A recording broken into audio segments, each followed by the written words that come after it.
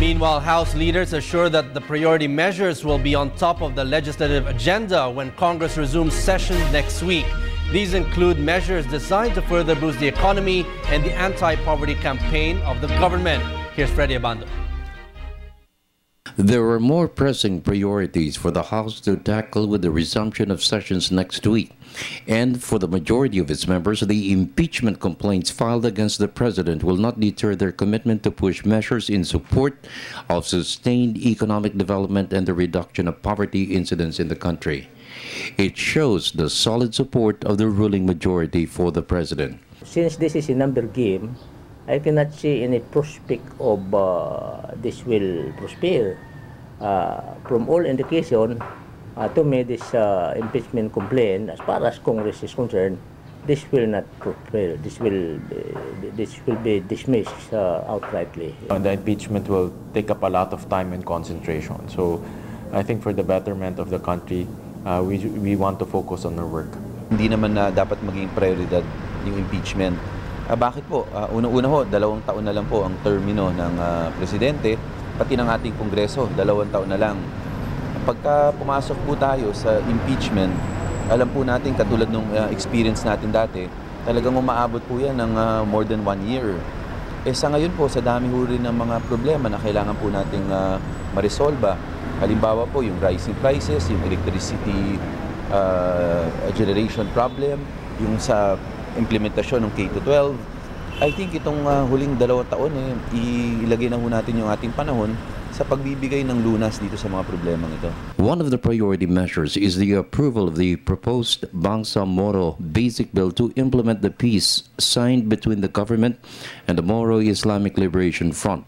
Both panelists are in the final stages of harmonizing provisions of the proposed bill that could be challenged for its constitutionality. Congressman Tupay Luong, chairman of the House Committee on Muslim Affairs, expressed confidence the president's commitment to win the peace in Mindanao will have the full support of Congress. This is a commitment of the president.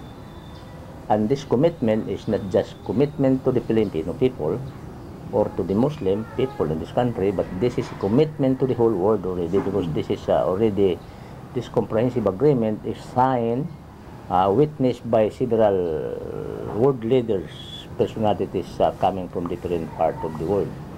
So I think the president is, in fairness to him, he is really determined to address this problem squarely. Speaker Feliciano Bamonte's personal crusade to amend economic provisions in the 1987 Constitution will be debated in plenary.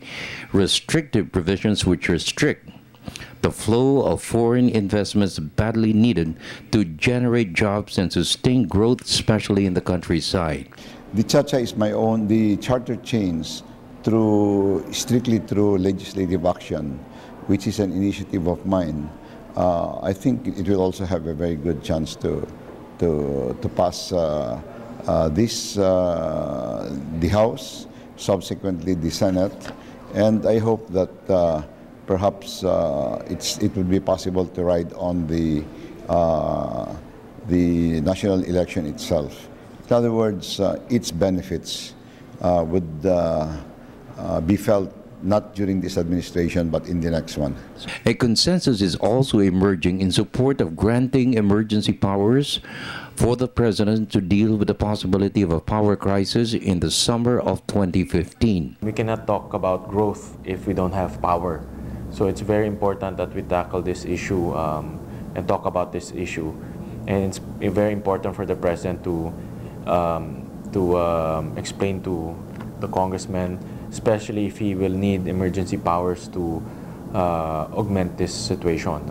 Another area of concern is the full implementation of the K-12 curriculum and its impact to higher education.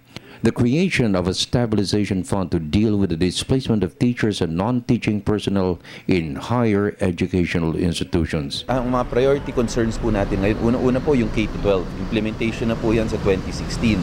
Alam po natin, napakaraming estudyante, mga magulang nila na maapektuhan.